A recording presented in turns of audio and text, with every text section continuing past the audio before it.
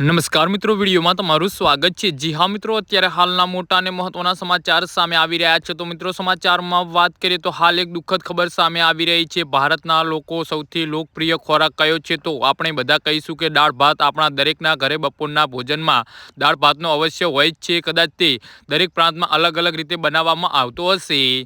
જી હા મિત્રો, અત્યારે હાલના મોટા અને મહત્વના સમાચાર સામે આવી રહ્યા છે। તો દરેક ઘરમાં કોઈ પણ રેસીપી હોય, પણ બનાવવાની રીત અલગ અલગ હોય છે। ઘણા લોકો એવા છે કે જેઓ કામમાં વ્યસ્ત હોવાના કારણે બપોરે કે સવારે નહીં, પણ રાત્રિના ભોજનમાં દાળ ભાત અને રોટલી ખાવાનું પસંદ કરે છે।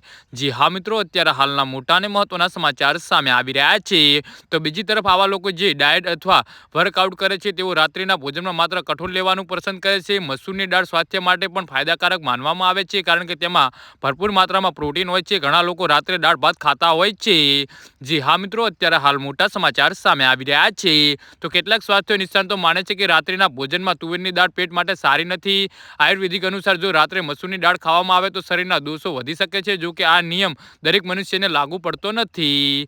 દરેક ફળ અલગ અલગ ગુણવત્તા ધરાવે છે। જો તમે આ બધું વિશે વધુ જાણતા નથી, તો હા, સાંજે મગની દાળ ખાવી વધુ સારું છે। સાલ વગરની મગની દાળ સરળતાથી પચી જાય છે।